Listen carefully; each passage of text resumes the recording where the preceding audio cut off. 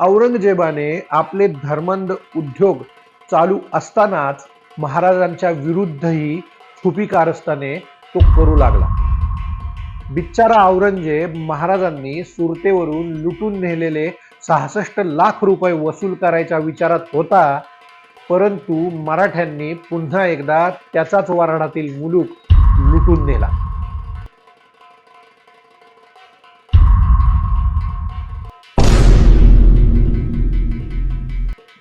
नमस्कार, मी ऋषिकेश अरुण हेंद्रे.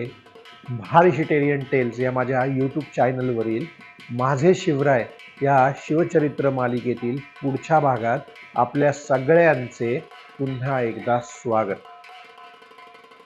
गादीवर येताना औरंगजेबाने दारा शिकोह काफिर आहे आणि त्यामुळे इस्लामचे नुकसान होत आहे असा भास निर्माण करून कट्टरपंथी लोकांची मदत सिंहासन मिळवण्यासाठी करून घेतली होती.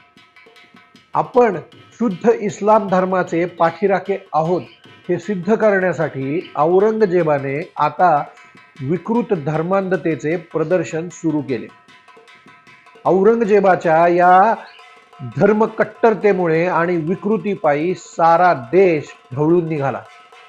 दिनांक 9 एप्रिल 1669 रोजी औरंगजेबाने एक फतवा काढून काफिरांच्या सर्व पाठशाळा आणि देवालये पाडून टाकण्यात यावीत आणि काफिरांच्या धार्मिक चालीरीती आणि शिकवणूक यावर दडपशाहीचा वरवंटा फिरवण्यात यावा असा हुकूम हिंदुस्थानभर जाहीर केला. त्याची आसुरी वृत्ती आता हिंदुस्थानात सर्व हिंदूंना अतिशय पूज्य असलेल्या मोठमोठ्या देवालयांवर पडू लागली आणि साऱ्या देशातील मंदिरे फोडली जाऊ लागली. इसवी सन 1669च्या ऑगस्ट महिन्यात बनारस येथील काशी विश्वेश्वराचे मंदिर जमीनदोस्त करण्यात आले. पाठोपाठ मथुरेच्या केशवराजाच्या मंदिराची धूळधाण उडाली. इतकेच नव्हे तर त्या जागेवर मशीद उभारण्यात यावी असा औरंगजेबाचा हुकूमही सुटला. हीच अवस्था गुजरात, बंगाल, ओरिसा, बिहार, राजस्थान, पंजाब अशा सर्व ठिकाणी होऊ लागली.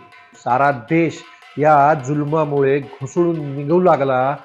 वैभवशाली सुरत शहरालाही औरंगजेबाच्या या धर्मवेडाची विलक्षण झळ पोचली. तेथील मंदिरे भ्रष्ट होऊ नयेत किंवा मुसलमानांचा जाच होऊ नये म्हणून तेथील हिंदू बनिये म्हणजेच व्यापारी अपार लाच भरू लागले. त्यामुळे तेथील काझी आणि मोगल अंमलदार इतके चटावले की पैसे काढण्यासाठी त्यांनी हिंदूंचा अमानुष छळ सुरू केला. त्यांच्या छळापायी हिंदू प्रजा पळून जाऊ लागली. सुरतेतील 8,000 लोक इसवी सन 1669च्या सप्टेंबरात सुरत सोडून निघून गेले. याबद्दलचे 2 अगदी बोलके उल्लेख आपल्याला सुरतकर इंग्रजांच्या तात्कालीन पत्रांमधून मिळतात.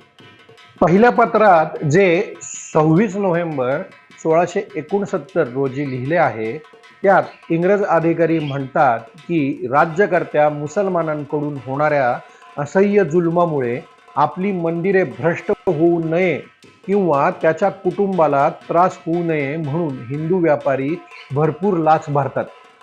परंतु या मिळणाऱ्या पैशाची गोडी लागल्याने हे मुसलमान अंमलदार त्यांच्यावर वारंवार क्रूरपणे चाल करतात. त्यातूनच सुटका करण्यासाठी लोक पळून जाण्याचा विचार करत होते आणि इंग्रजांकडे मुंबईला व्यापाराची जागा मागत होते. 8,000 लोक सुरत सोडून गेल्याने सुरतेचा व्यापार ठप्प पडला आहे.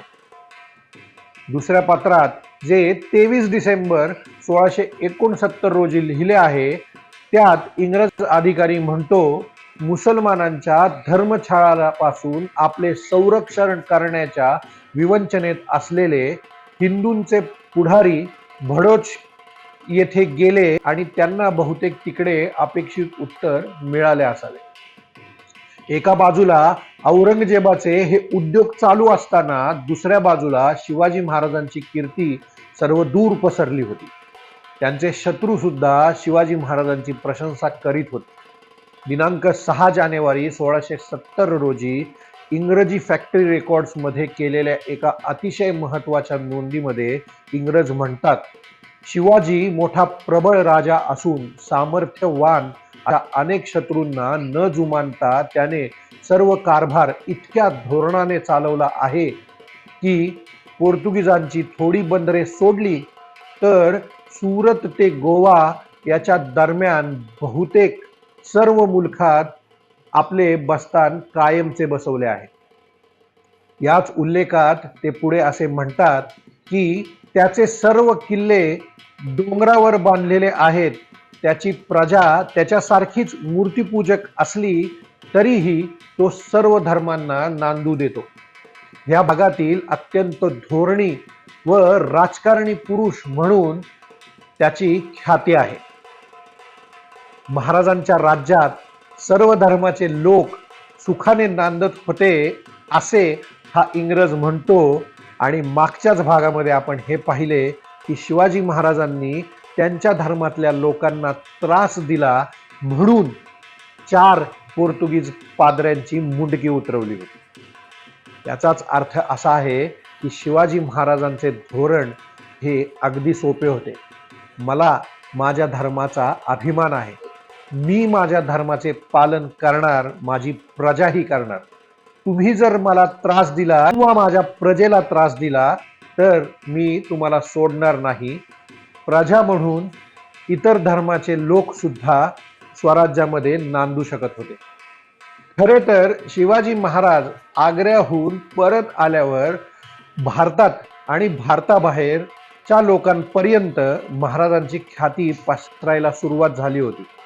महाराजांची ही कीर्ती औरंगजेबाला सहन होत नव्हती आणि मग औरंगजेबाने आपले धर्मांध उद्योग चालू असतानाच महाराजांच्या विरुद्धही छुपी कारस्थाने तो करू लागला. 27 जानेवारी 1670च्या पत्रात औरंगजेब आपल्या सुरतच्या अधिकाऱ्यांना शिवाजी महाराजांनी 1664 मध्ये सुरत मधून किती लुटून नेली याची चौकशी करत होता. पुरंदरच्या तहाच्या वेळी त्याला याचे काही कौतुक नव्हते, पण आता त्याला या नुकसानाची आठवण झाली होती. म्हणजेच त्याच्या डोक्यात महाराजांच्या विरुद्ध डाव शिजू लागले होते. शिवाजी महाराजांनी सुरतेहून किती रक्कम नेली याचा तपास करून कळवावे असे औरंगजेबाने विचारले होते. त्याचे उत्तर लिहिण्यात आले. यामध्ये शिवाजी महाराजांनी सुरतेतील 53 लक्षाचा आणि जवळच्याच एका खेड्यातून 63 लक्षाचा असा मिळून 66 लक्षाचा एकूण ऐवज लुटून नेला असे कळवले गेले. याचबरोबर जे 1 लक्ष रुपये औरंगजेबानेच वाट खर्चासाठी शिवाजी महाराजांना शाही खजान्यातून दिले होते ते आता लहरी औरंगजेबाने शंभूराजांच्या वराडातील नव्या जहागिरीतून वसूल करण्याचा हुकूम शहाजादा मुअज्जमकडे पाठवला आणि त्याप्रमाणे ही वसुली झाली देखील. यानंतर त्याने शिवाजी महाराजांच्या विरुद्ध आणखीन एक कारस्थान केले. औरंगजेबाबरोबर झालेल्या तहात ठरल्याप्रमाणे प्रतापराव गुजर, निराजी पंत पातशाहीच्या चाकरीसाठी शंभूराजांचे प्रतिनिधी म्हणून औरंगाबाद येथे राहत होते. महाराज व शहाजादा यांचे संबंध दिवसेंदिवस सुधारत होते आणि याच कारणामुळे संशयी औरंगजेबाच्या मनात शंका उत्पन्न झाली होती. शहाजादे व शिवाजी एक जाहले, एखादे वक्ती फितवा करून आपणास दगा करतील आणि म्हणून त्याने तह उधळून महाराजांशी पुन्हा एकदा शत्रुत्व करण्याचे ठरवले. त्याने शहाजाद्याला गुप्त पत्र लिहिले ज्यामध्ये औरंगजेब म्हणतो शिवाजी हरामी आहे, त्याचा सरदार प्रतापराव आणि निराजी पंत हे दोघेही फौजेनिशी आहेत, याकरता त्यास पातेजोग करू नये. एखादे वक्ती दौलताबादेस भेद करतील तरी तुम्ही या दोघास कैद करणे, त्यांची घोडी अवघी तबेल्यात लावणे ये विषयी रयात न करणे. म्हणजेच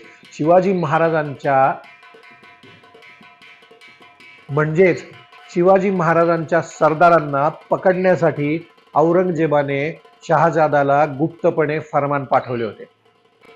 शहाजादा मुअज्जमचा एक वकील नेहमी दिल्लीच्या दरबारी असायचा, ज्याचे काम दरबारात काय चालू आहे याची बित्तम बातमी तत्परतेने शहाजाद्याला द्यावी हे होते. शहाजाद्याला ही माहिती ठेवणे खूप गरजेचे होते, कारण राजधानीतील वातावरण कधीही बदलू शकत असे. या वकिलाने तातडीने उपरोक्त आशयाचे पत्र रवाना होत असल्याची पूर्वसूचना शहाजाद्याला दिली. शहाजाद्याने आपल्या आणि शिवाजी महाराजांच्या मधील मैत्रीचे संबंध लक्षात घेऊन या पत्रामुळे आपण जर कारवाई केली तर त्याचा त्रास आपल्याला जास्त होणार आहे हे लक्षात घेऊन महाराजांचे वकील निराजी पंत यांना एकांती बोलवले व त्यांना याबद्दल कल्पना दिली आणि दुसऱ्याच दिवशी आपली फौज घेऊन राजांकडे पळून जाण्यास सांगितले. त्याप्रमाणे मराठे दुसऱ्याच दिवशी राजगडी निघून गेले आणि त्यानंतर 8 दिवसांनी दिल्लीचा हुकूम येऊन धडकला. यावेळी मुअज्जमने बादशाला कळवले की हुकुमाप्रमाणे वर्तणूक करावी, पण मराठे 8 दिवस आधीच पळून गेले, नाहीतर कैद करण्यात विलंब नव्हता.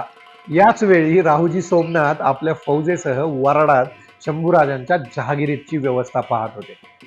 प्रतापराव आणि निराजी पंतांनी त्यांनाही निसटून जाण्याची सूचना केली.